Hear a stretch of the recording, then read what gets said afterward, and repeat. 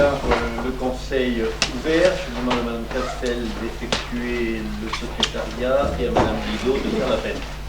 Merci. Alors, Antoine Véran, Présent. Michel Castel, présente. Thierry Niez a donné pouvoir à Régis Guillaume, Ghislaine Bissini, Présente. Ghislaine Ernst, Jean-Claude Guirand a donné pouvoir à Monique de Grandy, Monique de Grandy, présent. François-Dominique Sins, Présent. Jean-Louis Morena, Présent. Michel Bourgogne a donné pouvoir à Evelyne de Lamarck, Daniel Tacconi, Georges Robert, Evelyne de Lamarck, Janine Planel, Didier Jordan, Aline Bayot, Maïmouna Bonnefond, Claude Méneveau, Suzanne Urruti a donné pouvoir à Michel Castel, Régis Guillaume, Éric Bernigaud, Sonia Martin Casanova, Gilles Maignan, Éric Girard, Nicolas Braquet, Sophie Laloum a donné pouvoir à Nicolas Braquet, Yann Véran, Présent. Nous aurons, étant largement atteint, on peut délibérer. Et d'abord, merci à tous et à toutes d'avoir répondu présent et d'être là pour cette réunion du conseil municipal tel que je l'ai dit. Et avant de passer à l'étude des délibérations, je vous demande si vous avez des questions sur le compte rendu de la session du 15 janvier. L'observation toujours, c'est je regrette que les raisons du vote ne soient pas présentes au compte rendu. Parfait. À deux reprises, nous sommes abstenus, nous avons une position différente, mais suite à un débat motivé. Et ce n'est pas retranscrit dans le compte rendu. On tâchera d'y prendre garde, mais en principe, on fait attention à toutes ces choses-là. Donc, je rappelle que le compte rendu doit être succinct, clair, et qu'on a reçu encore, il n'y a pas très longtemps, des observations sur ce sujet, justement, pour qu'on soit... Ça, c'est la première question. Donc, qui s'abstient? Qui est contre? Merci. Donc, ton vote, c'est quoi? Non, Ok, parfait. Donc on a noté, ça sera noté dans le compte rendu. Ok, la deuxième chose que je vous dois, c'est les actions que j'ai menées pendant le laps de temps entre le dernier conseil et aujourd'hui. Il y a la signature d'un emprunt de 53 000 € pour les locaux sociaux de rue Cardon. Je ferai juste un commentaire, c'est un prêt sur 25 ans adapté sur le taux de livret A plus 0,6.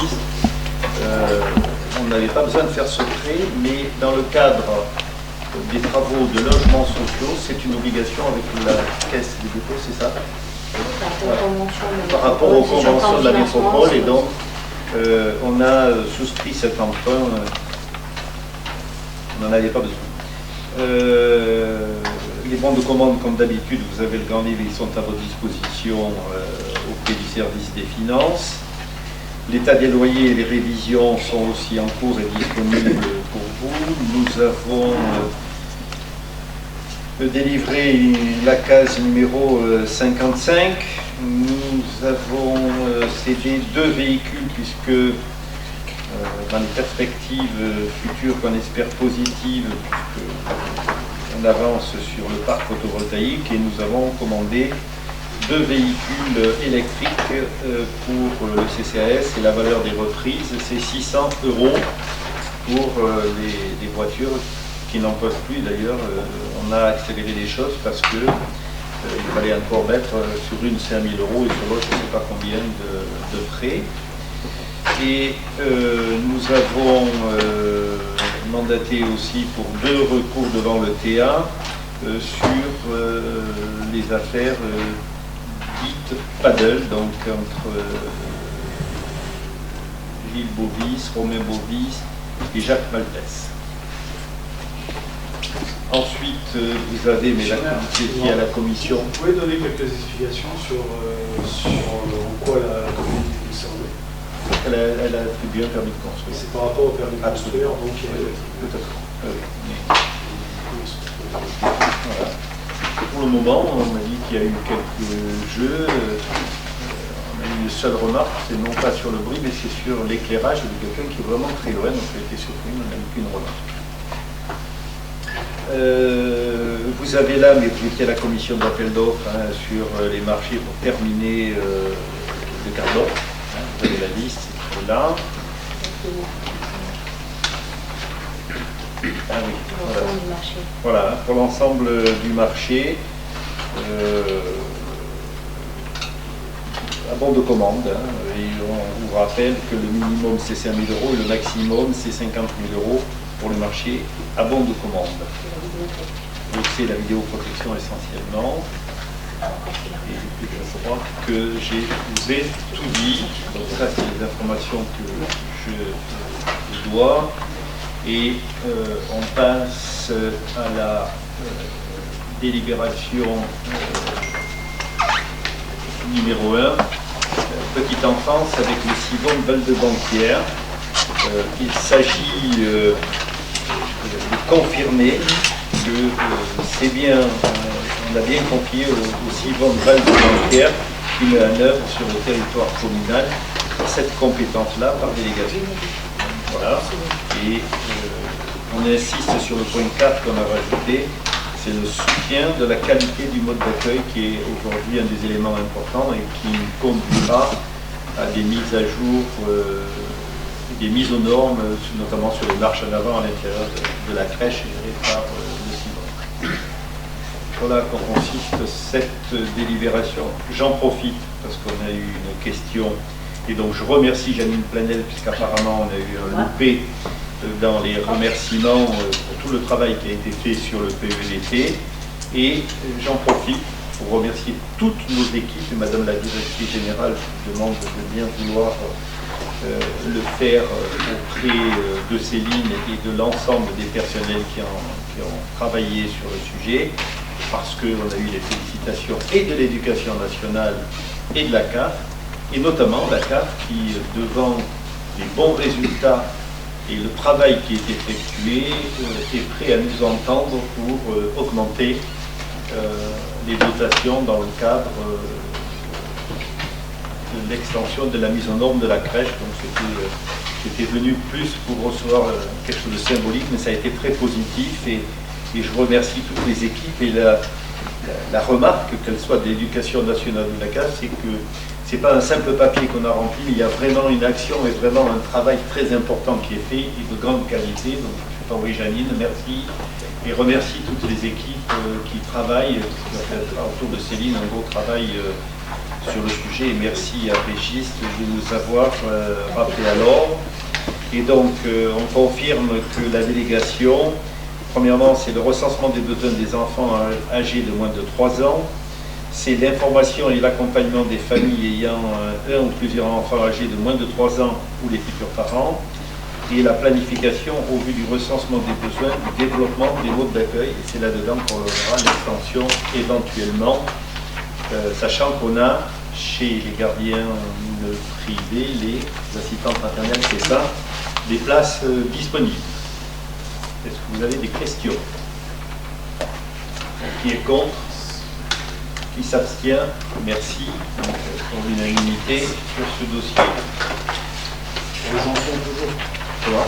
Toujours pour les enfants. C'est bien.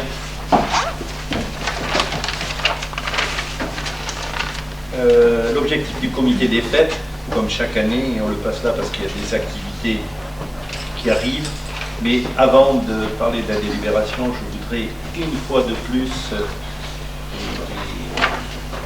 vais pas te demander à toi, je vais faire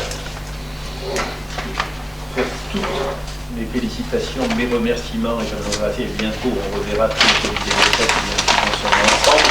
Il y a la Saint-Patrick qui arrive, il y a un certain nombre d'activités qui sont menées, et je voudrais vraiment, mesdames et messieurs, que vous preniez acte du travail réalisé par le comité des fêtes et autour de son président Éric Bissini. Vous savez, le comité des fêtes, il y a la manifestation, elle est réussie, elle n'est pas réussie, quoi que ce soit.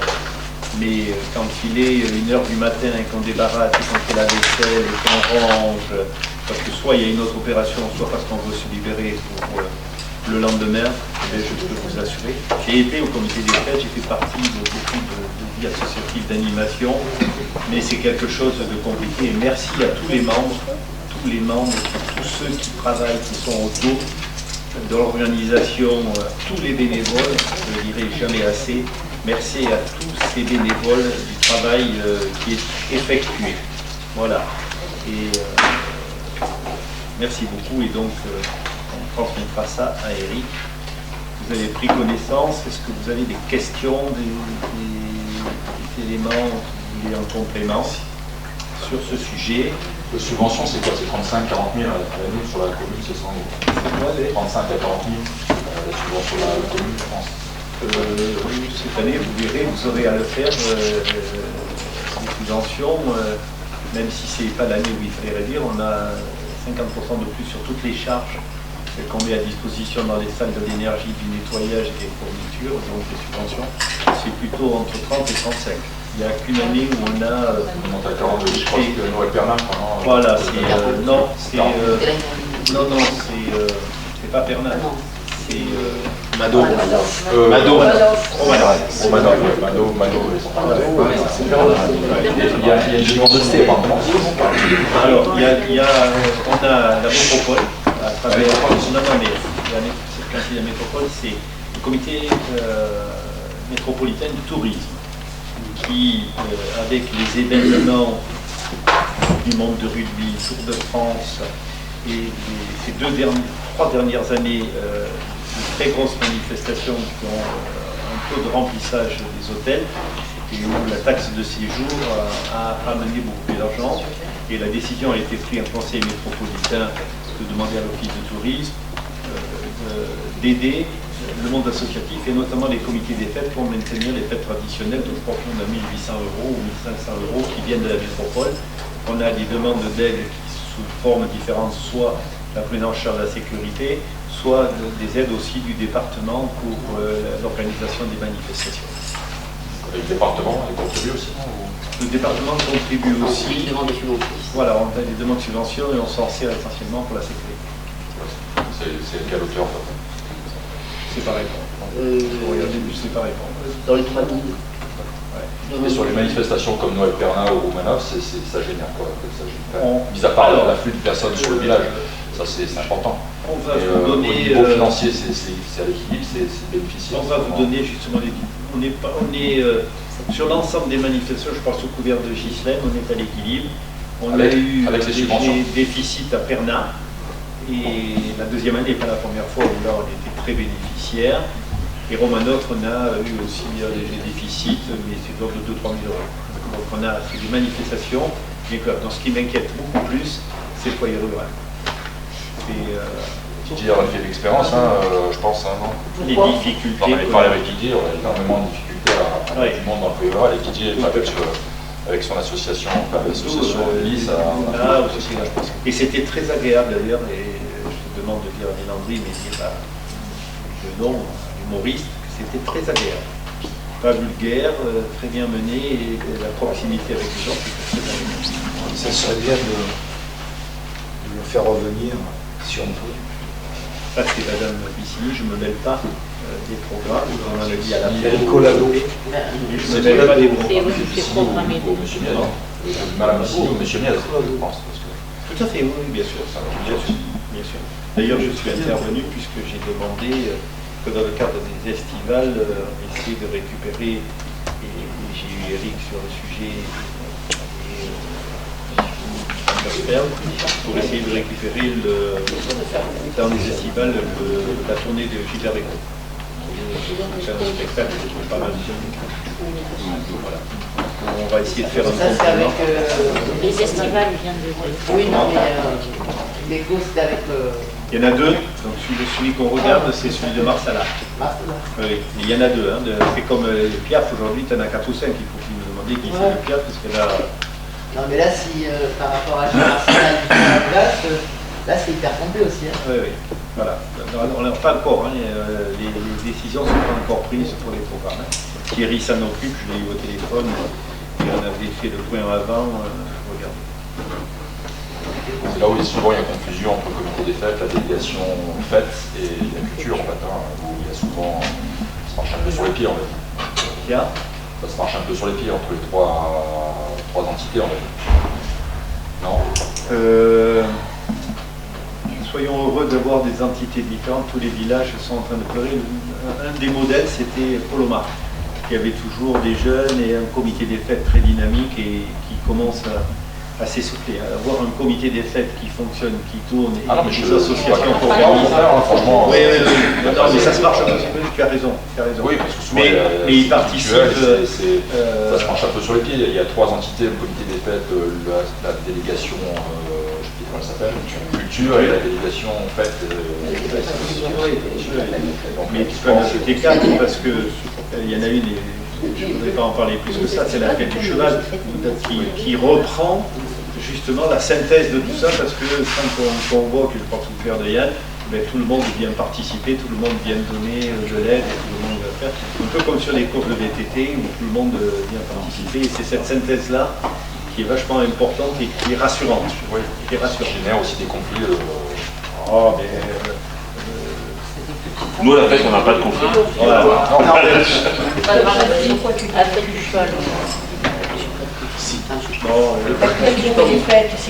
Non, on peut en trouver. Il y a une mauvaise entente un peu avec Thierry. Ça dure depuis des années. C'est pas une question de. Par rapport C'est peut-être pas le moment, hein, Je vois pas de moment. J'ai déjeuné avec Thierry. c'est pas le moment, parce que c'est pas le sujet. Cette année, on a arrêté. Non, on est encore là. Non, mais je ne le ressens pas comme tel. Ok. Qui s'oppose, qui s'abstient, je vous remercie et je répète encore, on transmettra vraiment nos félicitations à Éric Bissini parce que je vous assure que heureusement qu'il est là. Madame Castel, vous avez la parole pour 2 délibérations. Oui, je reviens à un conseil municipal sans Tu n'as pas nièce, modification. donc il ne va pas te faire le choix sur les effectifs. Je ne le crains pas. Non. Donc, un conseil municipal sans modification du tableau des effectifs, c'est pas possible, hein, vous l'avez certainement constaté, donc je reviens là-dessus. Évidemment, cette modification, c'est une mise à jour régulière, comme je le dis à chaque fois, pour être en cohérence avec les besoins et la réalité de notre collectivité, donc, et le fonctionnement des services. Donc là, il y a trois points qui changent, c'est les avancements de grade, le départ à la retraite et les changements de durée du temps de travail. C'est pour ça qu'il y a cette délibération. Donc on modifie ce tableau parce qu'il y a 2 agents de notre collectivité qui ont fait l'objet d'avancement de grade, un agent au service technique, un agent au service des écoles sur les postes d'ADSEM. Donc ces postes ont été ouverts dans une délibération précédente, lors d'un conseil municipal précédent, et ils sont ouverts au moment des besoins. Et chaque fois, on risque d'être un peu en décalé pour délibérer, et on agit souvent sur le moment quand les besoins se font sentir. Donc les fermetures de postes. Le poste d'ADSEM, c'est celui d'un agent détaché aux écoles qui a fait l'objet d'un avancement de grade, donc on la félicite.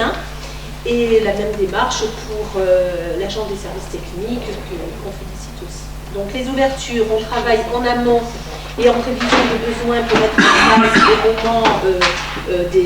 moment donc, des besoins. Donc les ADSEM, il va y avoir deux départs à la retraite prochainement, un en octobre, un en septembre et un en novembre. Donc les remplacements seront à prévoir. ADSEM, donc c'est ADSEM principale première classe qui sera remplacée par une ADSEM principale deuxième classe à temps complet. Donc on essaie de faire là aussi La promotion interne. La promotion interne. Le deuxième départ à la retraite sera remplacé en décalé, donc d'où l'ouverture de ce poste d'ADSEM deuxième classe à temps complet. Donc c'est ce que on disait, l'élimination en interne. Au niveau des animateurs, donc un agent qui commence le 1er avril, qui remplace un agent sur les temps d'animation. Cet agent-là bascule sur la cuisine, c'est ce qu'elle souhaitait.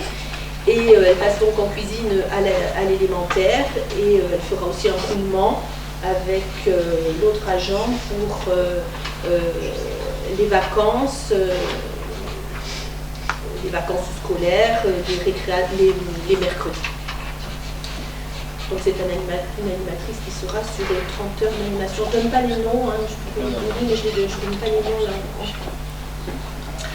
Et le troisième point, c'est l'agent administratif de l'accueil qui demande à travailler à temps complet, parce qu'elle était à temps partiel.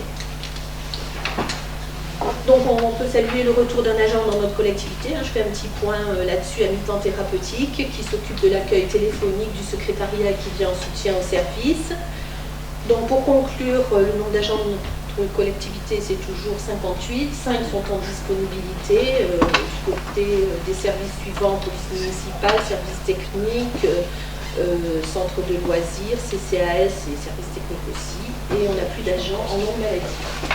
Voilà, donc si vous n'avez pas de questions, je vous propose de valider les ouvertures de fermeture de postes précisées ci-dessus et ci-avant. Que je vous ai expliqué, de prévoir le budget nécessaire pour l'année 2025. Merci Madame Castel. On vote, c'est peut-être bien. Des questions? Non. Parfait. Qui est contre? Qui s'abstient? Merci. Une autre délibération. Alors, c'est la délibération numéro 4, recrutement d'agents contractuels sur emploi non permanent pour faire face à un accroissement saisonnier d'activité durant la période estivale. Donc, en résumé, c'est les saisonniers. C'est une grande phrase pour dire les emplois saisonniers. Donc, les emplois saisonniers sont sur plusieurs postes. Donc, fonctionnement de la piscine municipale, c'est des choses qui reviennent chaque année à cette période-là.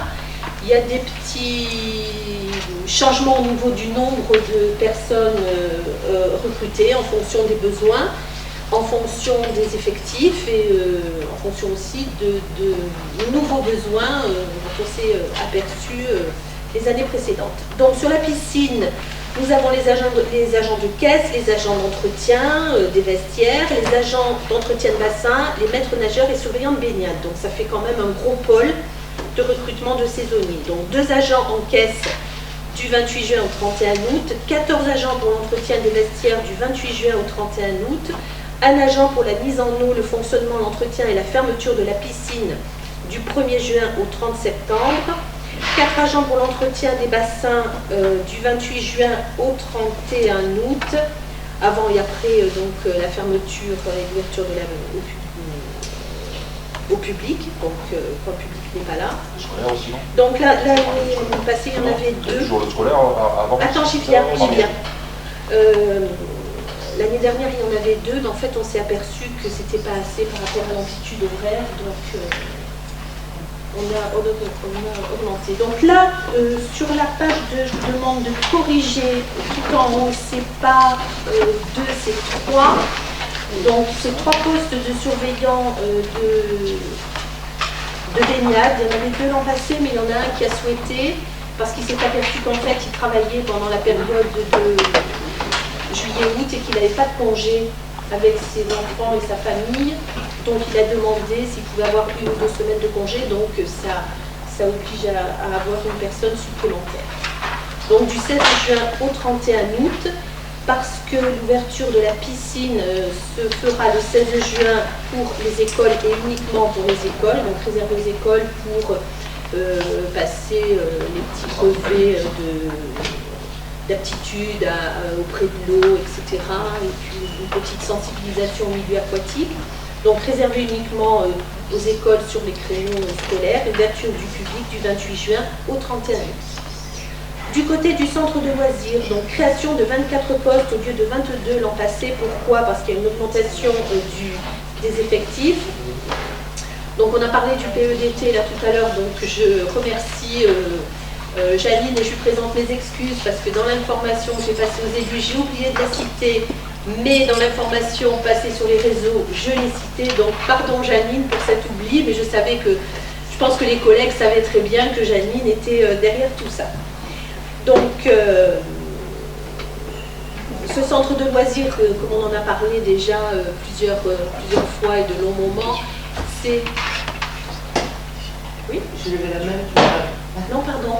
Parce que j'ai une amie qui m'a demandé pour sa fille, pour la piscine, qu'elle s'adresse à qui? Alors, l'information est passée sur les réseaux. Vous recrutez plus, vous avez tout le monde? Non, mais elle adresse sa candidature Elle adresse à la sa mairie. candidature, on n'a pas penché à la mairie. Donc, elle peut venir à la mairie? Oui, l'info est passée sur les réseaux. L'info est passée sur les réseaux. Ah ben là, par regardé, elle m'a demandé. Et puis quand il faut trouver du boulot, ils sont ça marche plus, il n'y a plus de réseau. Alors, il y a deux réponses à faire. Il y a une Donc, elle réponse s'adresse avec auprès de une ses liste. elle envoie son CV. Et après cette liste, tu as toutes les gens qui te disent oui. Et puis qu'au dernier moment, ils ne viennent pas, ou ils viennent. Elle précise bien. Il y a deux succès. Il y a un premier jet où on dit voilà, on les reçoit. Il faut qu'elle précise bien dans sa lettre de motivation, c'est le poste qu'elle souhaite à la piscine, et qu'il y en a plusieurs, et puis qu'elle précise bien les jours où elle souhaite travailler. Parce que des fois, ils disent je veux travailler l'été. Voilà. Et nous, après, quand on épluche tout ça, on a besoin de savoir les jours et les créneaux où ils sont disponibles. Voilà. Et c'est un très gros travail puisqu'on essaie de continuer ce qu'on fait toujours pour en embaucher le maximum, c'est-à-dire des sessions de 15 jours. Chaque fois, c'est un contrat de travail, c'est dur. Donc tous ceux qui nous plantent et qui ne viennent pas, il faut annuler le contrat de travail. Ah oui, non mais là, c'est un gros travail. Voilà, on le fait volontiers, c'est un gros travail. La piscine, je réponds sur les postes qui sont délégués à la piscine. C'est un peu plus compliqué parce que la caisse, je parle sous couvert de Valérie, je peux garantir qu'on en bat. Non voilà, c'est pour savoir qu'il fallait qu'elle demande. La machine, ok. Ça marche. Merci beaucoup pour l'info. Donc par rapport à ce projet éducatif dont on a parlé, et je reviens là-dessus, c'est que c'est pas un service de garderie qu'on propose, c'est vraiment un accueil de loisirs avec des objectifs bien précis. Donc il y a vraiment eu une reconnaissance et une excellence du travail sur ces deux axes, le bien-être de l'enfant et surtout l'inclusion. On en a parlé aussi au dernier conseil, et surtout sur la cohésion d'équipe. Alors en fait, tout ça fait que les effectifs ont augmenté. Donc je reviens, je boucle mon propos par rapport à ça. Voilà pourquoi aussi il y a une augmentation des effectifs. Et on remarque aussi que les deux parents travaillent, alors qu'avant il y avait que un parent qui travaillait, on pouvait s'arranger, donc c'est un peu plus compliqué de ce côté-là, donc il y a ce service. Donc 24 animateurs du 7 juillet au 17 août, en réalité le centre fermera le 14, puisque c'est un jeudi. Donc voilà. Et après, j'ai perdu ma petite feuille, elle est là. Le temps de travail et la durée le contrat se fera en fonction des demandes et des disponibilités des agents. Il y aura des contrats de travail qui seront rédigés correctement, évidemment. On expliquera le temps de travail, la durée du contrat en fonction des besoins aussi des services et la période qui sera répartie aussi entre nos différents agents. Au centre de loisirs, on a une priorité au BAFA, qui est donnée au BAFA, qui ont des périodes plus longues. On tient compte aussi de l'âge de l'animateur et de l'âge des enfants. Les stagiaires BAFA aussi en priorité, et les autres seront embauchés sur des périodes un peu plus courtes. Et nos agents, si besoin, complètent leurs heures sur cette période. Alors un nouveau pôle aussi qui est créé cette année par rapport à l'année dernière, qui n'existait pas, c'est un agent pour le fonctionnement des manifestations et services techniques. Alors on y revient, il y a très longtemps, on le faisait, puis on avait arrêté, et on s'aperçoit qu'on est obligé de créer ces postes-là du 1er juillet au 31 août pour faire face aux besoins des manifestations nombreuses. Donc on en parlait tout à l'heure, et tant mieux si on a beaucoup de manifestations culturelles et artistiques. Et donc on a besoin de saisonniers pour installer et désinstaller le matériel. Un décalage dans les remplacements et les recrutements, on est en situation pour décalage. Voilà. D'où la raison. c'est de plus en plus... C'est pour compenser les vacances. Comment? C'est pour compenser les vacances. Oui, c'est ça. Oui, et puis l'augmentation aussi, une augmentation d'activité. On est en cours de recrutement, de formation. Et une augmentation d'activité aussi par rapport à l'hiver. Il y a beaucoup de fêtes. C'est logique. Merci, voilà. Madame J'ai Castel. pas fini. Ah, pardon. Donc, pour répondre à ta question, la publication des offres d'emploi a été faite le 13 février sur les réseaux. Donc, merci à Valérie pour le côté administratif et merci aussi à Céline. Donc, il faut s'adresser à Céline, je ferme la boucle, pour la rédaction des contrats de travail. Et c'est pas facile. C'est un très gros travail. Un très gros travail. Voilà, donc j'en ai terminé. Si vous n'avez pas de questions, je vous propose d'autoriser Monsieur le maire à procéder au recrutement des agents contractuels saisonniers nécessaires au fonctionnement des services susmentionnés, donc c'est ce que je vous ai expliqué, à signer tous les documents relatifs et d'inscrire les crédits correspondant au budget de l'exercice au cours. Voilà. Allez, Les oppositions, les abstentions. Qui est contre? Merci.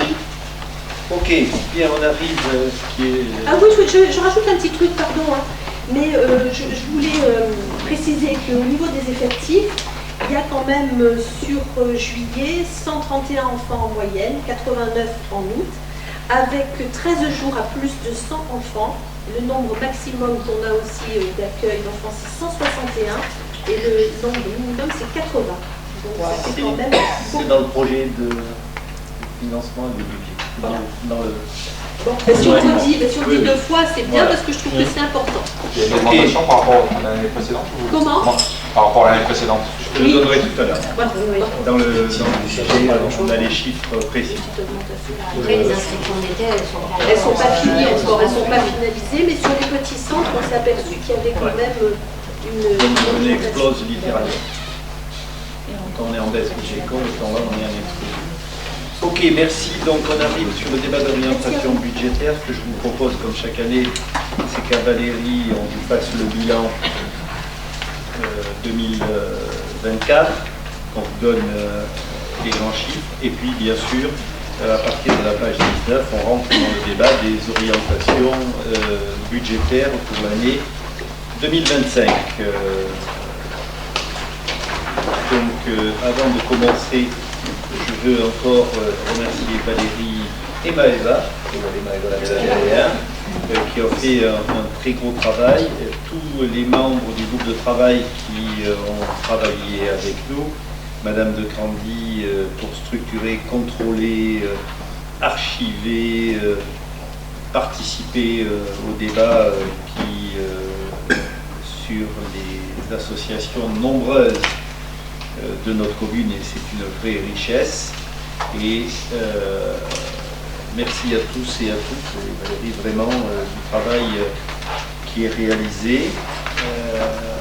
Plus compliqué avec des dématérialisations, des temps de plus en plus longs pour recevoir des documents et qui complique un petit peu la tâche. Donc si vous êtes d'accord, on va le faire comme chaque année à demain avec Valérie pour vous donner les grands éléments, et je me permettrai de l'interrompre très peu, mais de sur quelques éléments chiffrés et faire un commentaire particulier sur ces sujets.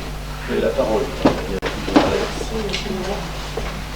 Donc comme chaque année, ce rapport d'orientation budgétaire est fait en plusieurs parties sur notamment le bilan de 2024, puisque le compte administratif, compte de gestion sont maintenant complets, les traductions des orientations sur le budget, la programmation des investissements et également un point sur la dette de la commune et son épargne.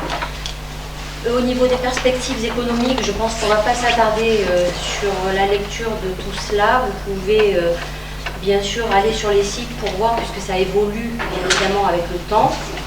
La loi de finances... Pardon ? C'est pour ça.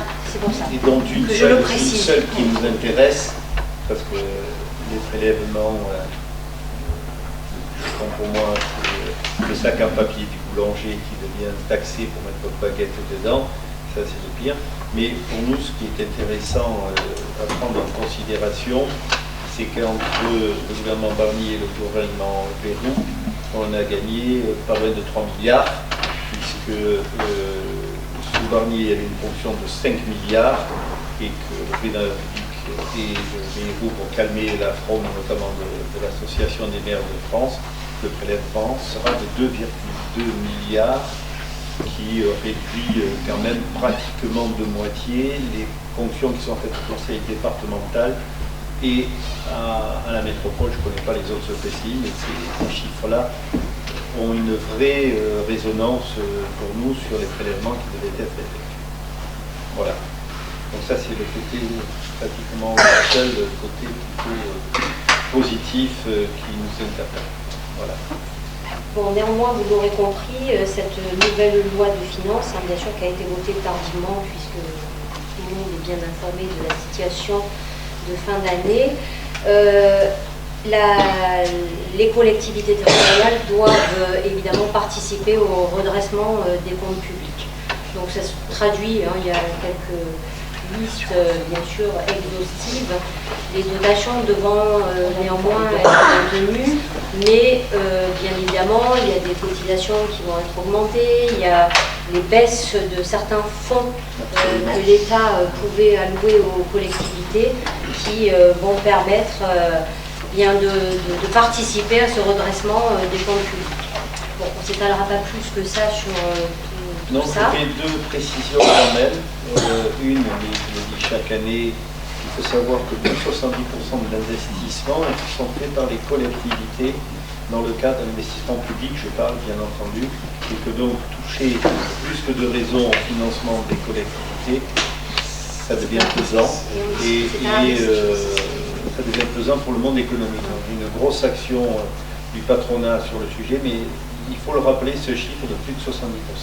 Et enfin, un autre élément qui est passé plutôt sous silence, vous avez dû recevoir un courrier chez vous, 130 millions d'euros prélevés à l'agence de l'eau, ça impacte que par exemple, tous ceux qui ont des fosses qui étaient exonérés de la taxe vont être taxés. Ça représente 40% d'augmentation de votre facture si vous avez une fosse septique. Et notamment, et là je suis intervenu au niveau et auprès des députés et auprès de Scotty et d'Espro, le monde agricole qui avait bénéficié de cette exonération va être taxé plein pot, c'est-à-dire qu'ils vont payer l'eau au prix fort. Les jeunes agriculteurs vont saisir, la Chambre d'agriculture a fait une action importante, mais dans le projet de budget, c'est bien maintenu, donc attendez-vous à votre facture d'eau, pour ceux qui ont des fosses septiques ou des compteurs agricoles, à une augmentation qui est de l'ordre de 40%. Voilà, c'est deux éléments, ça ne va pas dans le sens de l'histoire, si je puis dire.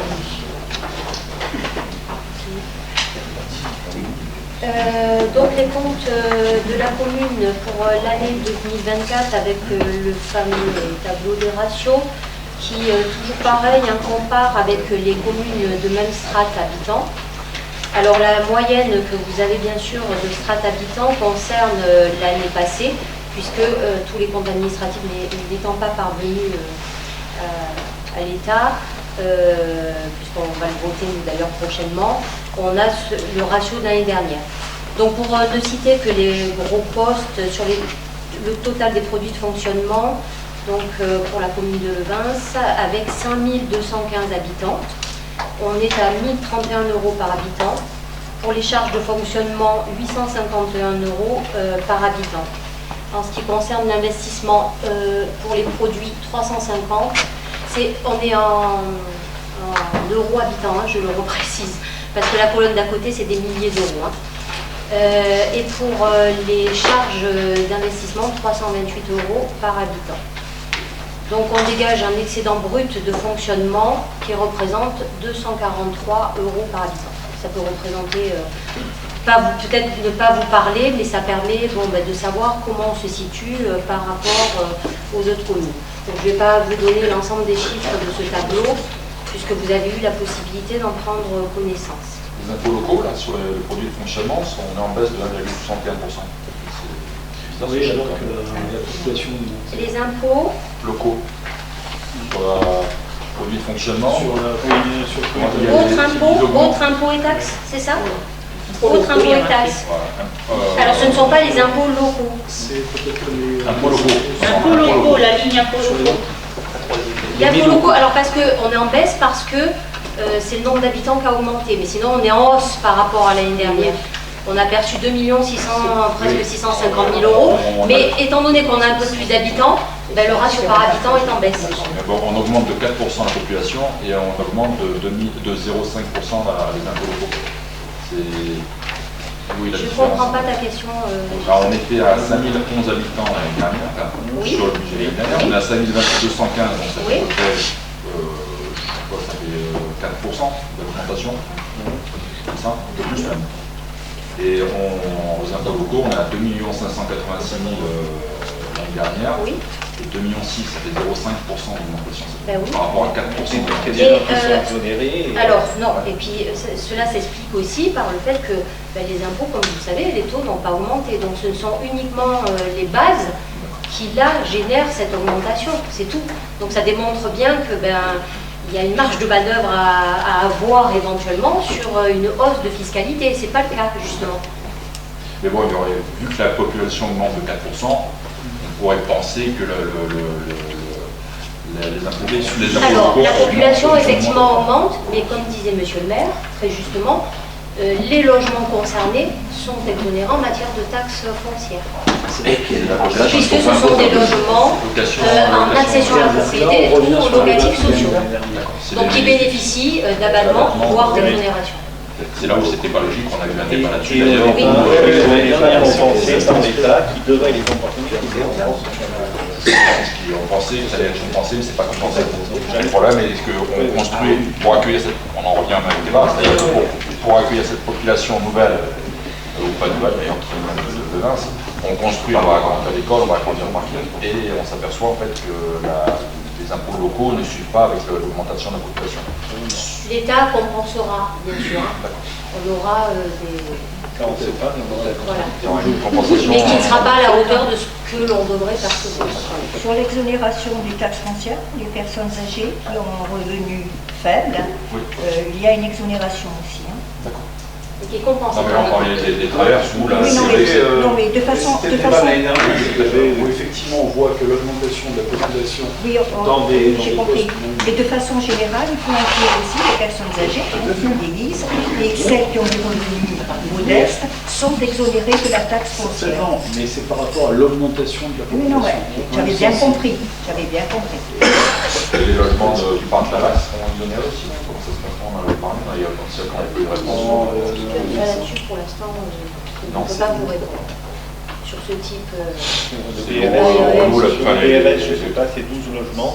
Les 12 logements, oui. Vous en parlez, on dépose un modificatif et le juge est d'accord sur ce sujet qui a été déposé et dont on devrait avoir la réponse favorable ces jours-ci. Parce que c'est la principale rentrée d'argent de la commune en fait. Ah ben, non, c'est pas la principale. Oui, c'est la principale, bien sûr, avec les dotations.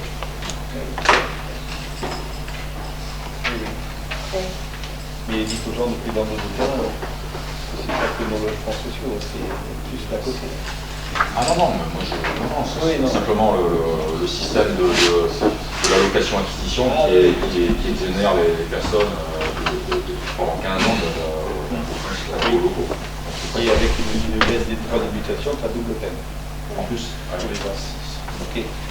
Poursuis. Oui. Donc en section de fonctionnement, donc la dépense en section de fonctionnement s'élève à 4 578 000 euros. Je ne te donnerai pas les euros derrière, qui sont un peu... En recette, 5,5 millions d'euros pour un excédent de clôture de presque 935 000 euros. Pour 1 314 000 l'année dernière, donc on va donner les explications du pourquoi. En section d'investissement, donc une dépense de plus de 2,3 millions, en recette plus de 2,4 millions, donc un excédent à nouveau en section d'investissement pour 115 320 euros, avec le cumul de l'excédent de l'année antérieure, des années antérieures, de 1 257 407. Donc on a un résultat donc, cumulé avec la section de fonctionnement et d'investissement de plus de 2 300 000 euros. Ouais. Sachant que le chiffre, vous voyez qu'il y a une baisse, mais le chiffre de 2023 était excellent, et notamment par le retour de la taxe du CIVOM sur les logements et l'occupation. C'est ce qui fait le delta. Ça a été remboursé en 2023. Sur la carte. Il Il y avait un reliquat qui a été attribué l'année dernière. Voilà. Maintenant, c'est la collectivité qui perçoit directement. On ne passe plus, puisque avec le CIVOM, on a un contrat avec eux, et c'était eux qui percevaient l'intégralité, qui redistribuaient aux communes. Donc là, il y avait un côté un peu exceptionnel. Il y avait un peu un côté exceptionnel, mais il n'y a pas que ce critère-là qui rentre en ligne de compte, bien sûr. C'est expliqué. Et merci encore à tout le monde des efforts qui sont faits pour maintenir, puisque effectivement, c'est ces reports-là qui vont nous permettre de faire les programmes ambitieux des 3-4 prochaines années. Donc, dans la section de fonctionnement, toutes les dépenses de gestion de service sont en hausse de 6,27%, quand les mêmes recettes baissent de près d'1,5%. C'est pourquoi le résultat comptable est en baisse de 40% par rapport à l'année 2023. Les charges à caractère général augmentent de 3%. La réalisation du chapitre, donc charges à caractère général, s'élève à presque 1,5 million. Donc ça, c'est induit par les contrats de prestation de services et notamment la restauration scolaire qui est en hausse. Michel vous l'a expliqué, sur le périscolaire, on a une hausse d'effectifs, mais également au niveau des prestations de la restauration scolaire, puisque l'ensemble des enfants déjeunent à la cantine, la quasi-totalité. Les charges d'énergie, c'est pareil, on a pris 60%. C'est 225 000 euros. Vous entendez ce chiffre? Parce qu'en fait, alors il faut donner l'explication, on bénéficiait du contrat métropolitain de regroupement au niveau de l'énergie. Donc on bénéficiait en fait les années antérieures d'un prix défiant toute concurrence. Et c'est vrai que quand là, le nouveau contrat a prévu une hausse soudaine, puisqu'on n'a pas eu de palier, puisqu'on bénéficiait d'un prix tout à fait en dessous de ce que pouvaient avoir d'autres collectivités. Sauf que là, le nouveau contrat qu'on a donc depuis l'année dernière a prévu une hausse qui a généré donc 60% d'augmentation. Il s'agit toujours de retenir ce chiffre. Comment? Il s'agit toujours du contrat métropolitain. On est toujours dans le contrat métropolitain, sachant que cette année, donc il y a une renégociation qui permettra par contre de baisser de 10%. Voilà. On était sur 14 et vraisemblablement on atterrira à 10. Mais nous en avions parlé, souvenez-vous, l'année dernière, qu'il y aurait une hausse à prévoir sur 2024. Mais là, on la mesure. On la mesure. Ça fait mal. Ça fait très mal. Et notamment, c'est la raison pour laquelle, dans les subventions que vous avez tout à l'heure, j'ai régulé sur demande associative et on va, j'ai demandé, et Maïva y travaille pour sortir un analytique et pour expliquer au président qu'il faut éteindre la lumière et qu'il faut allumer le stade au dernier moment quand on n'est pas passé en LED et l'éteindre le plus vite possible. On a besoin de et l'éclairage public en fait partie là dedans? L'éclairage public, il est traité sur un compte différent et on a éteint. Et je sais qu'aujourd'hui, on est aux alentours de 19 000 euros d'économie par rapport aux restaurations. Là, ce sont nos bâtiments. Hein. L'éclairage public, c'est métropolitain. On sera allumé à 5 heures. Je me rends compte que, notamment chez moi au parc de Laval, les lampadaires sont encore ouverts à 8 heures du matin. Ça, s'il faut nous le signaler pour qu'on le donne à la métropole, parce qu'on n'est pas... C'est pas parce que c'est la métropole qui paye qu'on doit laisser aller, et donc il faut nous le signaler s'il y a ce genre de problème, parce qu'on a regardé pas mal d'horloges, on a fait un travail important encore il y a 3 semaines. Il faut veiller à cette partie-là, parce que quand l'argent il s'en va dans des consommations, on ne les a pas dans les subventions et dans les aides sur d'autres produits. Ça pourrait inciter à réfléchir sur l'installation de panneaux solaires pour essayer de... Merci, Monsieur Sainz. Peut-être. Vous avez vu le débat sur le cérémonial, le débat sur les voitures. On va commencer sur les voitures, il n'y a pas de débat. Les voitures elles sont équipées partout dans le Québec, elles sont équipées, et nous estimons à le faire, que ce soit dans le collège, que ce soit dans la maison de santé, que ce soit dans l'école, que ce soit sur tous les projets qu'on mène, et nous sommes en train, dans l'appel à projet qui a été lancé par la métropole, mais qui est décalé malheureusement. On a été doté sur un pour le moulin à farine, mais on attend la dotation pour laquelle on est retenu sur le parking et pour mettre les ombrières. L'architecte des Bâtiments de France avait même autorisé à mettre sur la partie de voiture qui n'a pas d'ombrière, de créer des ombrières pour augmenter le nombre de panneaux photovoltaïques sur le parking. Oui. Les charges de personnel s'élèvent à près de 2,3 millions d'euros. Avec la déduction des remboursements maladie, notamment longue maladie, ticket restaurant, on arrive à 2,2 millions de charges nettes de personnel. Donc cette augmentation, ce sont le recrutement des agents du service police municipal en année pleine, en 2024, la hausse des effectifs bénéficiaires des services municipaux, donc restauration scolaire, périscolaire, on le redit à chaque fois, mais c'est effectivement le poste des écoles. Et là, je te réponds pour tes chiffres. On a 873 jours pour les vacances d'automne contre 799 les années en 2023 et 889 jours pour les vacances d'hiver 2025 contre 856 en 2024. Donc tu as là les chiffres que tu demandais d'augmentation. Je pense en Comment ? J'ai pas entendu. Alors c'est pas entendu, je le répète, 873 jours pour les vacances d'automne contre 799, 889 jours pour les vacances d'hiver contre 858 en 2024. Et ce qui nous a imposé une augmentation de masse salariale de 7,5%. Voilà. Et je répète encore, même si on lâche du laisse, même si on regarde, même si on a autorisé un emploi supplémentaire, on est aujourd'hui sur une moyenne de 426 € habitants et la strate est plutôt à 600 €. 604 exactement. Voilà.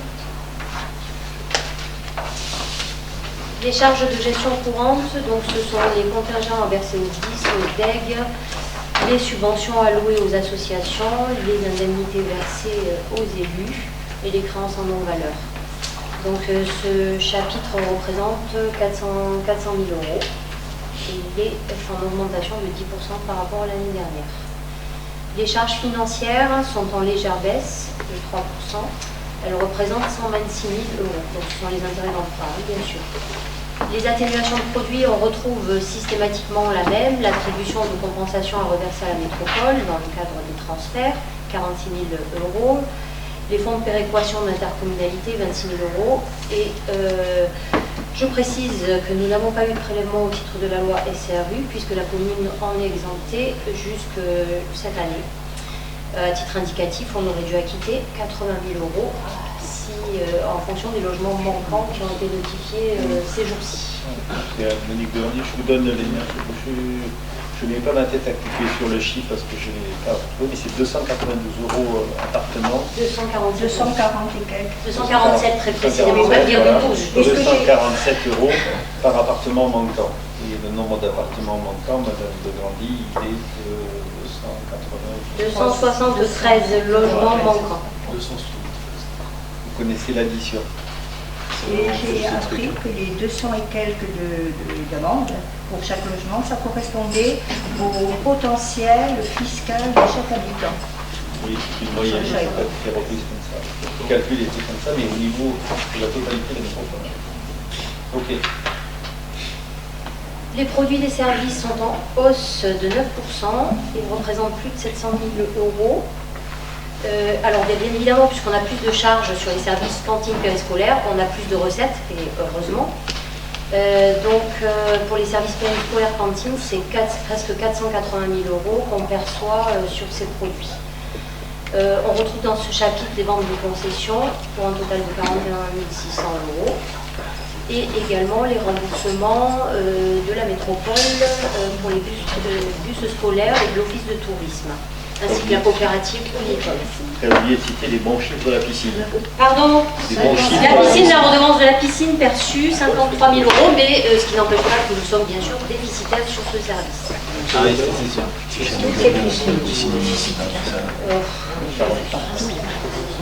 Tout dépend les pannes et comment résiste le liner. Étant donné que, bien sûr, ce sont les charges de personnel qui pèsent le plus. Donc les impôts et taxes. Donc on a une hausse sur les contributions directes de presque 3,5%. Cette ressource, effectivement, est importante puisqu'elle représente presque 50% des recettes réelles du budget de la commune. C'est ta réponse. Et représente 508 € par habitant, lorsque ce même ratio, pour les communes des mêmes strates, s'élève à 574.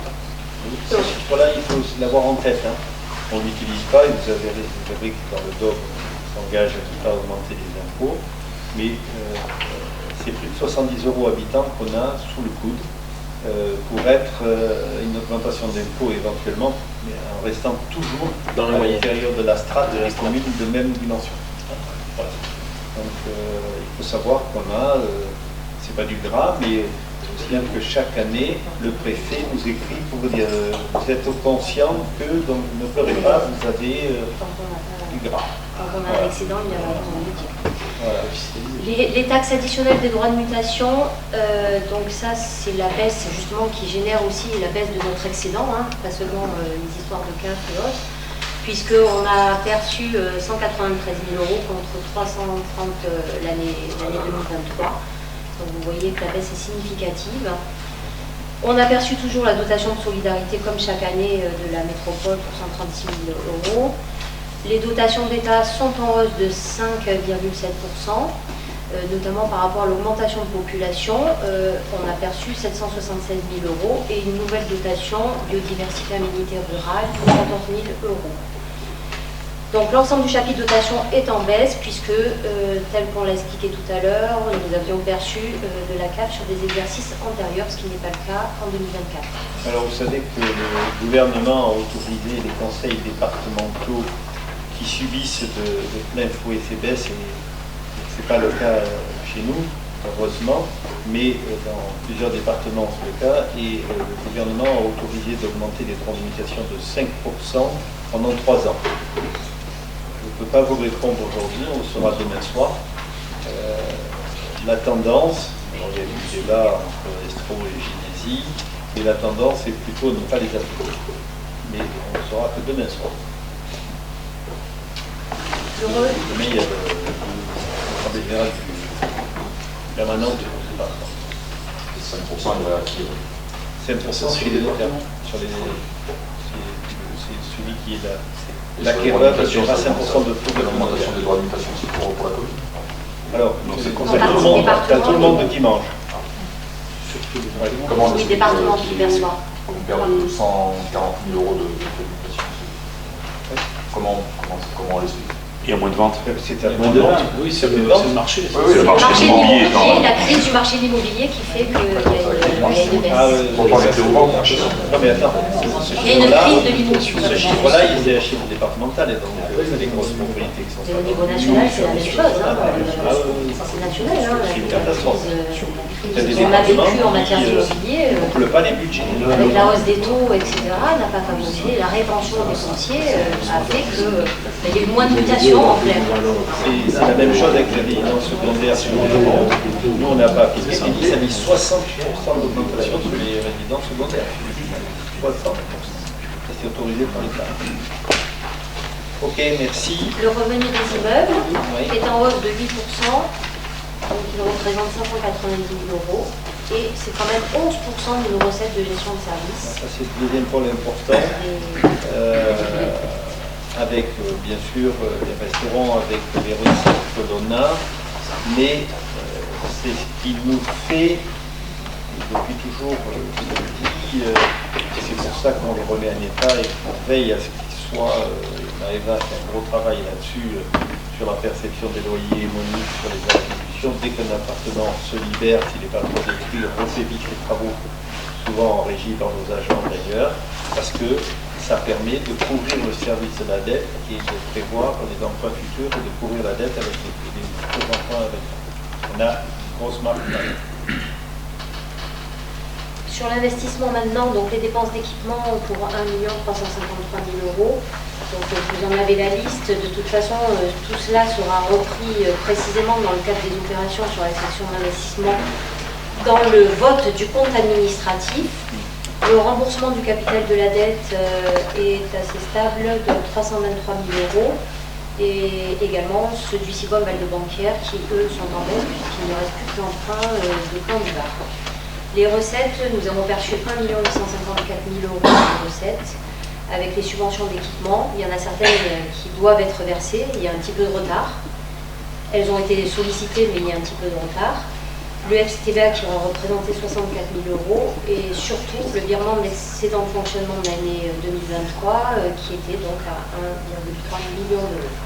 Une session pour 27 000 euros. Les tendances budgétaires. Voilà, donc c'est là où maintenant le débat est celui pour lequel on est venu, il faudra constater, non pas le voter, mais constater qu'il a lieu.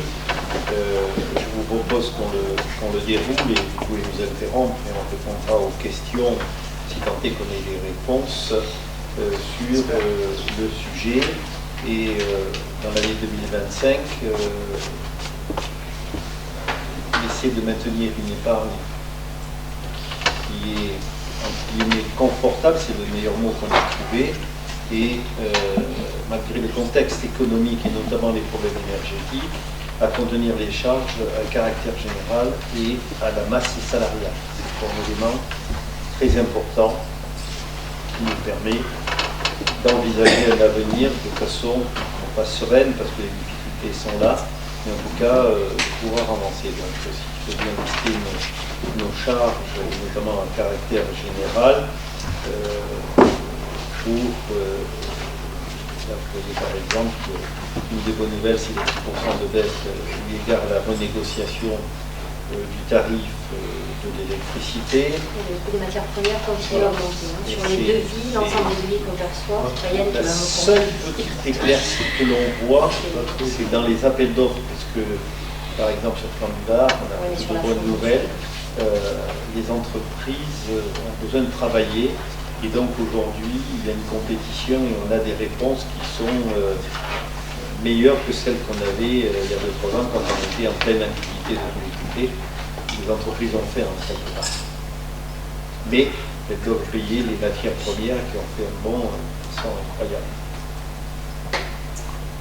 Les charges donc maintenance, etc., puisque le parc locatif est relativement conséquent, bien évidemment, puis les normes grandissent. On se retrouve toujours avec de nouveaux contrats à devoir souscrire, mais obligatoires en matière de sécurité, d'accessibilité. Ils ne sont pas tous listés, mais ça représente des dépenses colossales. On avait l'accessibilité, tous ces problèmes-là qui sont un peu derrière nous, on en a encore à réaliser. Et puis maintenant, on est dedans, chaque fois qu'on rétablit, chaque fois qu'on reloue, on essaie de se mettre en œuvre pour avoir les DPE les meilleurs possibles dans le cadre de notre système de Et puis surtout réduire la charge, la charge des locataires en matière d'énergie, puisque le logement est mieux isolé. Les charges de personnel donc, sont en hausse, on a vu, augmentation des effectifs. On a les contrats de prévoyance des agents sur lesquels donc, Michel a exposé en conseil précédent obligatoire pour la collectivité. Les taux de cotisation de la CNRAL décidés donc, dans la fameuse loi de finances, qui sera de 3 points et qui continuera à augmenter. Pour atteindre 12 points dans les 4 ans. C'est ça. Et nous n'avons plus de contrat aidé, des remboursements de longue maladie, donc, puisque l'agent a repris le travail, on aura bien sûr moins de remboursements à ce niveau-là. Les investissements restent financés par les ressources propres et les subventions. Et il faudra bien évidemment, ça nous en avions également parlé, me semble-t-il, souscrire un emprunt pour financer les gros programmes qui arrivent. Donc, si vous préférez, on a plusieurs éléments qui sont aujourd'hui dans le jeu. Certains devront être actionnés dès 2025, d'autres 2026-2027, avec des paiements jusqu'en 2028, et notamment, on vous a parlé tout à l'heure de l'emprunt qu'on a réalisé, parce que c'est dans les aides que l'on perçoit de ce qu'on appelle l'aide à la pierre. Il y a cette notion d'emprunt auprès des caisses alignées sur le livret A. Ça, c'était pour Cardon. Pour imager aussi ce qu'on dit, c'est 52 logements qu'on maintient et qui font la recette. Vous avez pu voir le chiffre tout à l'heure de 300 et quelques mille par rapport aux 600 000 grosso modo de recettes. Vous voyez qu'on a encore 50% de marge sécurisée par notre parc locatif, c'est ce que je dis depuis des années, mais c'est grâce à ça qu'on peut avancer et aller plus vite. Et toujours un mot de Patrick Marc qui veillait sur ces chiffres avec beaucoup d'attention et de regard. C'est pour ça qu'on actualise les loyers et on essaie de suivre, parce que les 2 pièces de Cardon, pour le mémoire, on dit qu'il sera à 300 €, 300 €. C'est impressionnant, hein, le logement social. Il faut savoir aussi que le loyer derrière, on a l'aide, mais le loyer il n'est pas à la hauteur de ce qu'on pourrait faire, et c'est un souci. Nous avons bien sûr les accessibilités qu'on continue, et toutes les actions en fonction du handicap, si les personnes soignées, du domaine sanitaire. Et je remercie Aline, on a les premiers recours et une association qui se substitue au Mérium dans le cadre des 10 logements inclusifs que l'on met pour faire face justement à ces rapports. Le handicap, c'est pas que le fauteuil roulant, hein, donc c'est tous les handicaps confondus, et notamment l'autisme et d'autres éléments. Et ça nous permet d'avancer. Et à ce moment, je te demande, Ghislaine, de remercier Élodie et toute l'équipe du CCAS qui font un travail important. Non pas, c'est pas le loto, c'est pas le colis de Noël, mais c'est important dans l'animation, dans le suivi et dans les actions qu'on le mène, en coordination d'ailleurs avec l'EHPAD et le SSR. Et on est aujourd'hui au taquet, et je peux vous garantir que les filles, elles sont des contraintes horaires. Quand il y a un départ, ou quand malheureusement on a une longue maladie grave qui dégage sur un des agents, qui nous avait fait suspendre, on avait un partenariat avec Uranus, on a pu le reprendre, et aujourd'hui, toutes les filles sont complètement au taquet sur le nombre d'heures, et souvent bien au-delà de ce qu'on peut faire, et on a gardé des personnes en prestation à Saint-Martine qui est à la retraite et qui continue, et qu'on charge de plus en plus pour arriver à faire face à toutes les demandes d'aide que l'on a. Ça, c'est vraiment un travail qui est réalisé par le CCAS extrêmement important, et les animations qui vont autour, soit la semaine rose, soit la semaine bleue, que ce soit toutes les actions qui sont menées. C'est vraiment une très bonne chose. Je reviendrai sur la maison de santé tout à l'heure, et le cabinet dentaire, comme j'expliquais tout à l'heure, on est resté des années à se battre pour trouver, et qu'aujourd'hui on a 3 propositions pour s'installer, mais le dentiste est diplômé, les travaux commencent, on attend pas le permis mais la DP pour lancer tous les travaux, et on pense on espère en tout cas, même si les travaux sont conséquents, fin 2025 à arriver. J'ai une promesse du département de nous aider sur ce sujet, mais ça passera non pas à la session de demain, mais à la session de la rentrée. C'est un chantier qui va aller chercher dans les 500 000 € de charges. C'est une belle maison avec 500 000 €. Hein. Donc voilà. Mais bon, il faut, à terme, c'est 2 dentistes chez nous en temps partiel qui seront installés, mais c'est une charge. On a regardé, c'est énorme. Ça, c'est que pour le rez-de-chaussée. Ouais, c'est que pour la partie rez-de-chaussée, et on est en train de regarder pour la chaudière. Par la suite, il y a les appartements. Par la suite, il y a les appartements. Après, on aura les appartements, ils viennent après, on les a mis en 3. Ceux-là, ils sont en 3. On fera, je pense, on est en train de réfléchir avec aussi celui à côté de l'église. La décision sera de faire soit à la Perception, soit à l'ancienne bibliothèque pour réhabiliter et mettre en ordre. D'accord. Alors justement, si on revient sur les appartements, parce que c'est intéressant, sur les 52 appartements, il y en a combien qui nécessiteraient une remise en état par rapport aux normes DPE? Je ne connais pas le nombre, mais on en a fait déjà pas mal par nos propres moyens, mais il y en a moins plus à 50%, parce que la moitié des appartements. Ils sont identifiés, bien sûr. Il y en a une partie de toute façon, là, on relance, tu as vu, les DPE, pour justement avoir une vision précise. Et la norme du des DPE, travaux. elle a changé là. C'est parce qu'elle a changé. Elle a été assouplie. Ils ont une validité, ça pour les joueurs parce que c'était plus tenable, donc elle a été assouplie pour les joueurs. C'est ça. Bah si, que ça. Et d'ailleurs, dans le calcul, hein, le modèle de calcul, il y a quand même des obligations. Ah oui, des obligations, j'ai pas dit qu'il avait des obligations. Elle a été assouplie.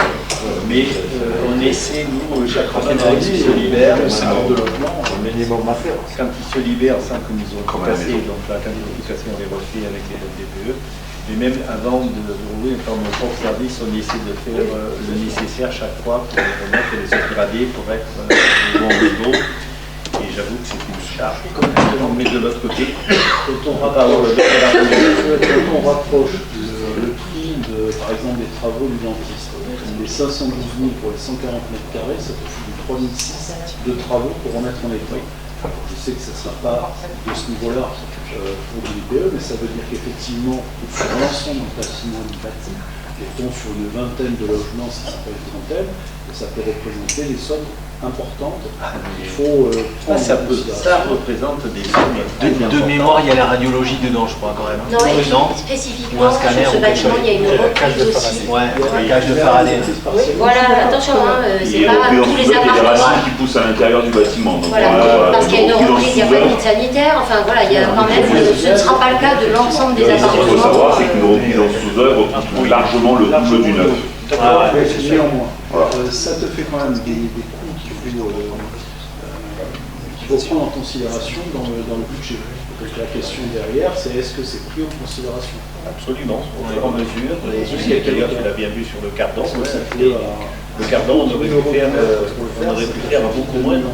Bon, à part la mauvaise surprise des planchers, mais on a voulu aller se positionner au maximum.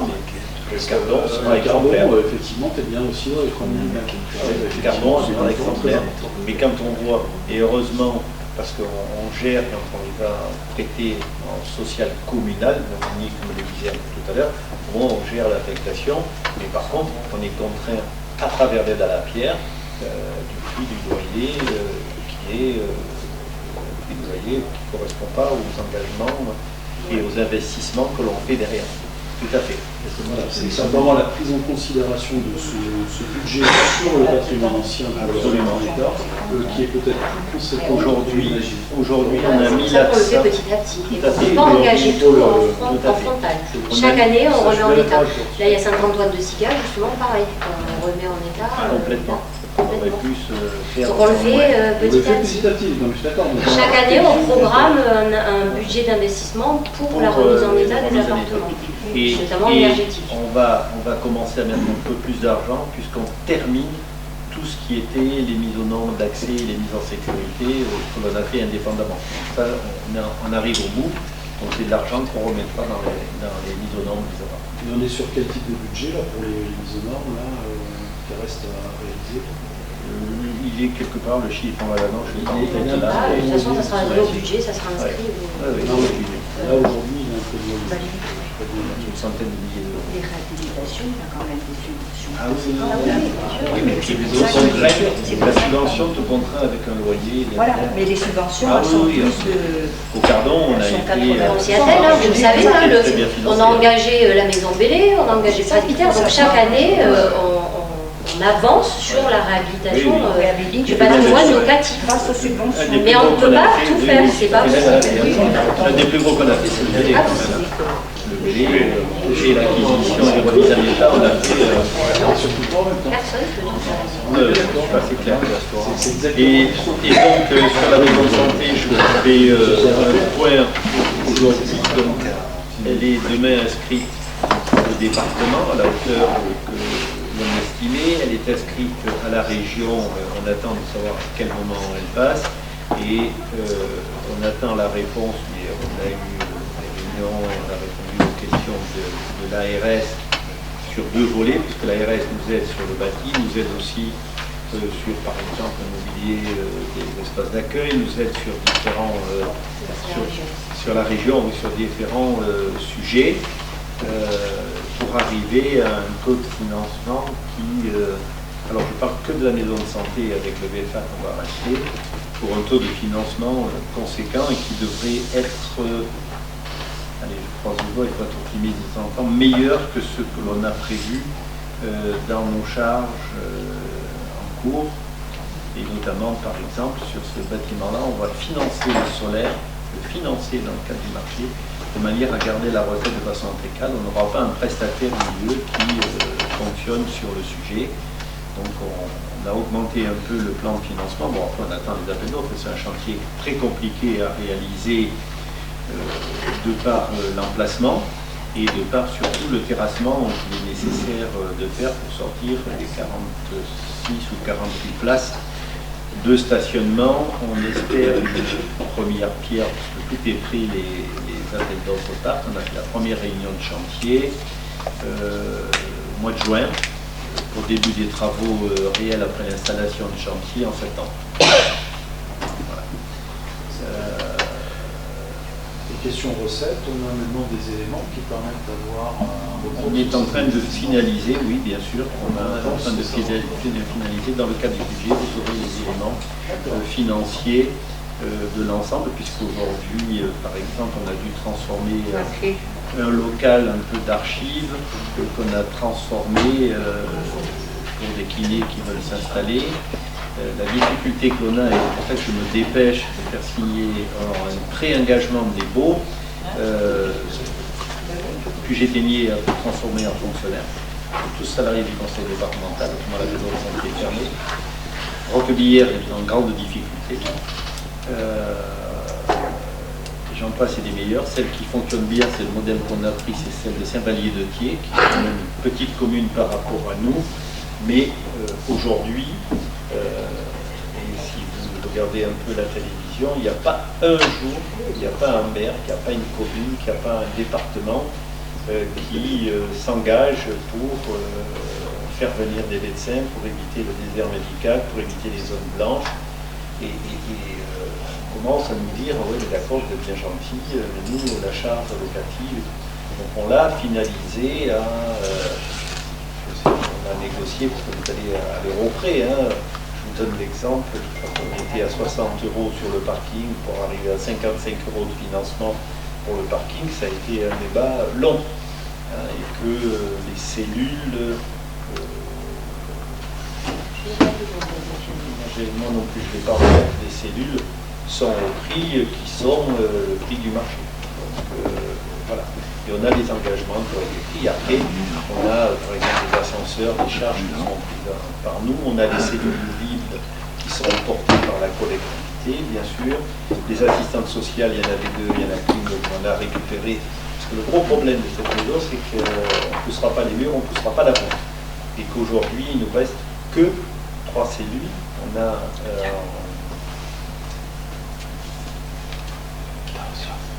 les gens qui s'occupent de la peau, comment ça s'appelle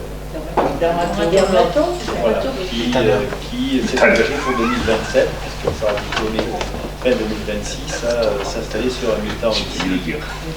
Voilà, donc on a des possibilités. Les cardiologues, il y avait 2 cardiologues qui voulaient faire un mi-temps ici, ont été recrutés à Saint, donc ils ne viendront pas.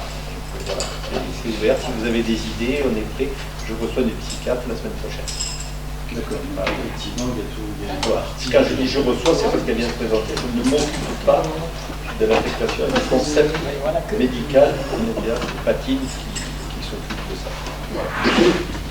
D'accord, c'est-à-dire que c'est le docteur Patine qui recherche la maison de santé.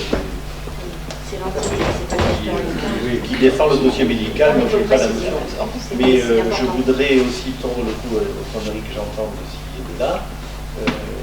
Catherine, c'est 5 médecins, hein, et rien d'autre. Hein. C'est les 18 qui sont aujourd'hui retenus, donc il y en a 13 qui sont des professions indépendantes qui n'ont pas de lien avec la famille Catherine. Voilà. Ok, pour ça, tu veux bien continuer. L'enfance, la jeunesse, donc les actions de la maison des jeunes et séjours vacances, activités périscolaires, donc la piscine, on l'a dit tout à l'heure, sera ouverte 15 jours avant les vacances d'été pour les scolaires. Les études techniques pour l'extension de l'école maternelle, l'école élémentaire, pardon, sont en cours. Élémentaire, alors, je précise, élémentaire, mais c'est surtout en fonction des chiffres qui vous ont été communiqués de l'augmentation et dont les structures publiques ont bien vu les chiffres qui étaient là, c'est la cuisine, le self et les locaux pour les centres aérés, parce que c'est là où on a une augmentation sur juillet et août et sur toutes les vacances impressionnante. Voilà. Et donc le projet d'extension de la crèche dont M. le maire vient de parler pour la réorganisation des locaux qui est donc géré par le Sivan Valdebanque. Sport, loisirs et culture. Donc toujours pareil hein, pour les manifestations, on l'a dit aussi tout à l'heure, avec la vie associative, avec le pôle culture et les innombrables salles mises à disposition de la vie associative. Très important. Hein. Enfin, salles et sites d'ailleurs. Voilà, salles et sites, très important. Hein. Et j'aurais souhaité un peu plus de considération de M. le maire de Talac-Provence d'ailleurs. On a dépanné mon nombre d'associations ou de groupes. Alors il y en a d'autres qui ont arrêté les activités carrément et compris, mais dans le cadre de l'accident du rocher qui est tombé, parce qu'à Tourac, il n'y a pas le nombre de salles qu'on a nous pour rendre le service aux associations. Donc on a dépanné, c'était notre rôle, on a dépanné ce qu'on a pu dépanner, c'est Ghislaine qui a suivi ce dossier important. Voilà.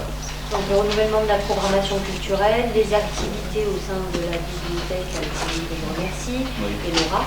Et bien sûr donc le soutien logistique financier pour l'organisation des fêtes, manifestations, etc. Le conservatoire aussi. Le conservatoire de musique. Très content, le conservatoire. Ça m'en revient. Donc la relance du marché de vidéoprotection.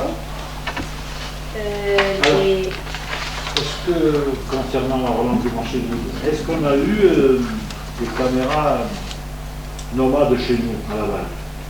À Laval, non. Parce qu'il y a des semaines, il y a des voisins qui sont là, il y a des semaines, c'est la déchetterie complète chez nous. Comme partout. Comme On fait les tourner caméras les nomades, caméras. on les fait tourner. On les fait tourner, mais je pense même qu'à la base, ils ont déjà été positionnés. Mais le problème, c'est qu'on a un PM qui s'en va et un PM qui est en formation. Il faut relever, il faut suivre derrière. Mais on a le support et l'accord du procureur pour utiliser ces caméras. Ça, c'est très important. C'est dommage d'en profiter pour le mettre dans le... Oui, oui. Tout à fait. Les interventions de la métropole au niveau de la voirie, de l'assainissement en eau, vous avez donc derrière les pages qui suivent concernant les travaux qui ont été engagés. Et pour le patrimoine, le diagnostic des travaux de sécurisation de la basilique de la Madone des Prés. Donc on a reçu officieusement, pas encore officiellement, enfin le compte rendu des fouilles qui ont été faites. Je comprends que le conservateur m'a dit j'ai surtout regardé les images et je n'ai pas lu tout le texte. Moi non plus. Je n'ai même pas regardé toutes les images, mais il est sur mon bureau, on partage avec Valérie et il y a 400 pages. Mais il n'y a pas de proposition, c'est ce qui nous inquiète un peu. Mais par contre, il n'y a pas d'interdiction. Voilà. Juste pour le caméra, on en a combien Des mobiles. Deux. Ouais. Et on en nous a entendu une avec transmission automatique, mais il faut que j'ai le policier municipal sur place. Tout à fait. La traduction donc de ces orientations sur le budget 25, bon, c'est simplement les chiffres, mais on les retrouvera bien sûr au niveau du vote du budget, hein, sur les contrats d'entretien qui représentent 100 000. Les honoraires contentieux, on a pas mal de contentieux pour faire de fait, hein, mais c'est comme ça. Donc il faut payer les avocats, c'est relativement cher. les participations aux frais de fonctionnement des écoles, que suit Michel et Céline. Et donc les prix 2025 du marché EDF qu'on a vu, je pèse de 10%, on prévoira certainement aux alentours d'1,5 million pour ce chapitre. Pour les charges de personnel, c'est pareil, il y aura une augmentation pour un montant de 2 340 000 euros. Vous avez le tableau des effectifs qui suit. 70% de notre budget, c'était 2 postes. 70% de notre budget, c'était 2 postes. On est quand même 178 euros en dessous des communes de même strate. Oui, par rapport. Oui. Parce qu'on manque de personnel ou c'est les autres? Pas du tout. C'est au niveau des services administratifs où de nombreuses collectivités recrutent. Et en fait, nous, on a des agents qui travaillent très bien. D'ailleurs, je félicite l'ensemble de mes services, j'en profite, puisqu'ils s'investissent et que justement, ça nous permet de contenir aussi cette masse salariale. Parce que les besoins en matière d'école périscolaire, on pourvoit, Michel, je peux peut-être prendre la parole à ce sujet, mais on ne lésine pas sur le fait des recrutements lorsque cela est nécessaire au niveau des services. On est dans la norme. Des services en paquet cantines de et des euros écoles. de différence entre les communes de Malstrate et nous. Oui, bien sûr. Oui, on est conscient. Après, ça reste une moyenne, il y a des collectivités qui vont être beaucoup plus... Oui, mais c'est de la moyenne, je parle. Bien sûr. Je crois qu'il y en a qui explosent les quotas. Mais souvent, ce sont les services administratifs qui sont abondés et là, on estime que nous, on les contient. Et en ayant repris, par exemple, cette année, les inscriptions, c'est plus les inscrits qui les font, c'est chez nous que ça se passe. C'est la loi. Oui. Il y a la loi et il y a les critères. Voilà. Ok. Alors, les subventions aux associations, on a parlé, donc c'est Monique qui a traité comme chaque année l'ensemble des dossiers. Les autres dépenses de fonctionnement, l'attribution de compensation à verser, les dépenses SAE, on en a parlé, il y en aura pas cette année, mais il y en aura l'année prochaine. On a sauté là.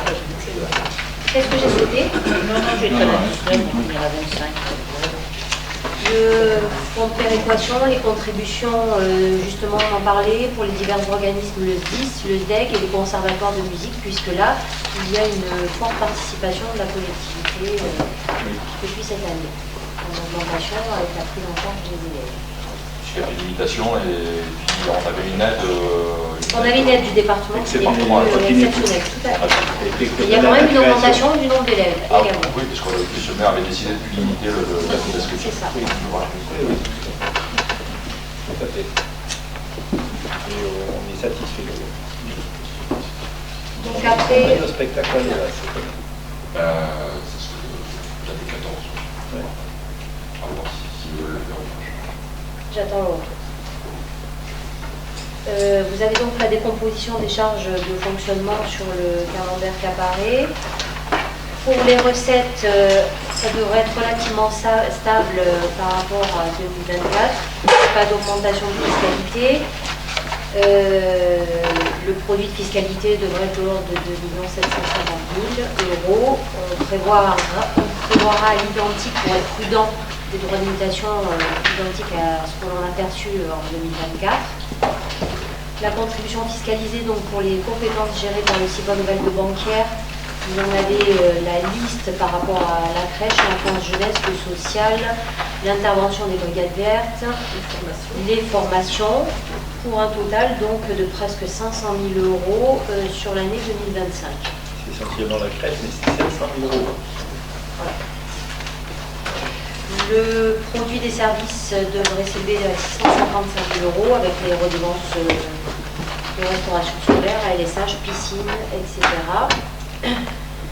Le montant des 3 dotations d'État qui devrait être légèrement à la hausse. Les dérogations scolaires, pareil, identiques. Le revenu des immeubles devra donc être abondé des locations de la rue Cardon et des locaux qu'on a loués au plan du bar en cours d'année. Vous avez également le camembert de la décomposition des recettes de fonctionnement, où vous voyez qu'effectivement la fiscalité avec les droits de mutation représente presque 60% de l'ensemble de nos recettes de fonctionnement. En investissement, avec les restes à réaliser de 1,7 million qui sont reportés de l'année 2024 à 2025, et les nouveaux crédits par rapport aux orientations qui ont été définies auparavant, devraient représenter un total de 4 millions de dépenses.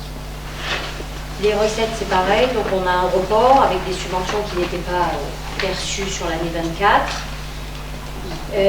Également le total de fiscalité et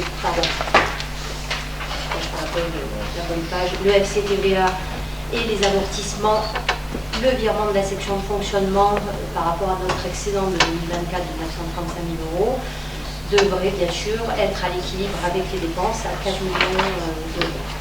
Correspondant pour les programmations des investissements. Tout à fait. Donc les grandes opérations, puisque là on est dans les grandes opérations d'investissement, on a, je vous parlais tout à l'heure, le traitement de plan du Var, vous savez qu'on est sur une étude importante lancée par l'agence 06, Duradine 06, et notamment où j'ai immédiatement souscrit lorsqu'il y a eu l'annonce des Jeux Olympiques sur le plan du Var et le pôle multimodal. Alors malheureusement les transferts ne sont pas encore effectués. J'espère que le ministre actuel des Transports restera suffisamment de temps pour nous aider à accélérer les choses, pour que ce foncier soit transféré et qu'on puisse inscrire la gare de Plan du Var, comme d'autres gares ont été inscrites dans le cadre des Jeux Olympiques, et notamment le Nice-Briançon qui fait l'objet de plusieurs centaines de millions d'investissements d'ores et déjà programmés à la région et qui ont été augmentés par les dotations sur les Jeux Olympiques et qui nous permettraient de réaliser dans ce cadre-là un parc multimodal, mais non pas au niveau bas. Il faut remonter pour se mettre au niveau de la voie sur la croix de chemin de fer dans le cadre du délaissé de la voie descendante. Donc ça, c'est un financement région métropole. Bien sûr, sur le foncier bâti, le cardon se termine, c'est Saint-Antoine qui prend le relais. Donc, il y a quelques équipements complémentaires au foyer rural dans le cadre des régies, qu'on a vu avec Thierry d'ailleurs. Le cabinet dentaire, je vous ai dit tout à l'heure, des montants, on espère être financés dès la rentrée. J'ai reçu aujourd'hui les courriers disant que ça allait se faire, de Ginesy et d'Éric Ciotti. L'extension de l'école élémentaire, nous préparons tout, la cantine, l'adressage, les aménagements divers, le matériel informatique, traiter le froid, puisqu'aujourd'hui, des travaux réalisés, que ce soit à la crèche, à la maternelle ou à l'élémentaire, c'est plus le chaud qu'il faut s'occuper, mais ce qui va nous coûter cher, c'est traiter le froid, puisque avec les changements climatiques, donc ce sont des choses importantes. Et puis l'avance pour la construction de la maison de santé, la reprise en VFA, mais là on a plutôt de bonnes nouvelles et on avancera comme il faut. Sur les écoles, donc je l'ai dit, les maîtrises d'ouvrage et tout, on n'a pas donné le bon coup de pioche, on a avoir fait tous les inventaires, tous les diagnostics, l'architecte, et on est en train d'avoir les cahiers des charges pour les prescriptions et les appels d'offres. On est pas loin de 500 000 € d'honoraires, c'est incroyable. Et puis on a des équipements à la piscine, il faudra être vigilant de ce qui se passe sur le liner, on décale de tant qu'on peut. Sur les manifestations, on a fait de gros efforts encore au niveau du frais. On fera le minima pour le retraçage une fois sur le stade de foot, mais on a programmé en 2027 et les différents espaces et matériels nécessaires à la réalisation des manifestations. Ensuite, avec NCA, nous avons avancé le plus rapidement possible sur des projets communs, notamment dans le cadre des réflexions. On a une qui va se faire à Pélec, en bas, et on va faire des travaux dans la rue de la Bretelle qui va de la rue de la Piscine chez le notaire. Donc, où on a un programme d'eau d'assainissement et le revêtement derrière. On a des travaux au Parc Laval sur du revêtement, sur des parkings à réparer.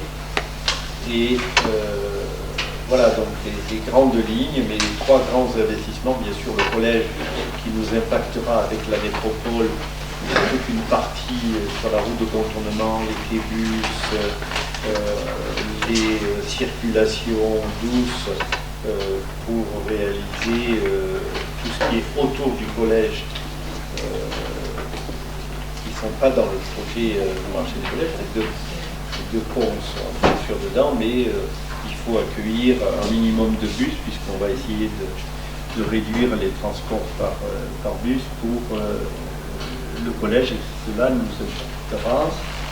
On a bien sûr dans le projet d'école les liaisons chaudes qu'on met en place et des choses qu'on est en train de regarder aujourd'hui sur le fonctionnement. Par exemple, il faut acheter un camion spécifique qui préchauffe et qui garde au chaud le temps du trajet, même s'il est très court, avec un quai de livraison spécial et à la maternelle qui est pourtant de l'autre côté de la route et à l'élémentaire dans le futur.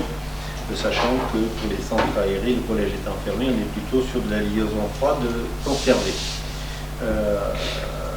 Tout cela impacte des chiffres d'investissement importants et c'est greffé là-dessus la mise aux normes, l'extension éventuelle de 6 places et l'extension des cours de récréation de la crèche. où on aura bien sûr une participation à 1 million aux alentours de 400 000 euros. Et pour réaliser 1,5 million, 1,7 million je crois de travaux. Bien sûr, il y a de l'endettement qu'on va essayer de maîtriser au maximum, et on l'avait baissé, et il faudra, comme a dit Valérie, on estime que jusqu'à 2027, on aura de l'ordre de 4 millions d'euros à emprunter pour faire fonctionner, avec des recettes bien sûr à côté. Mais voilà, grosso modo, les points importants, sachant qu'on aura la continuité des grands emprunts, par exemple, les SSR, les Rose, les LEPAD, ça court jusqu'en 2044. On aura des emprunts qui vont tomber au flanc du Var, et qu'on a Compenche aussi qui devrait tomber dans ces périodes-là. Le complexe du Rivet et le complexe rural sont à 2045 et on rembourse aussi jusqu'en 2029 les acquisitions de fonciers que l'on a fait à la Madone. Et cela m'amène avec satisfaction de regarder les graphiques qui sont page 32-33 sur la baisse de la dette, la baisse de la charge et le résultat comptable et la capacité d'autofinancement de notre commune, c'est-à-dire la 4 brute, qui est relativement importante et intéressante pour nous permettre la visibilité avec toutes les difficultés, toutes les notions d'économie, toutes les notions de regarder tout ce qu'on peut faire et en gérant les priorités. Tu parlais tout à l'heure des logements, il faudra voir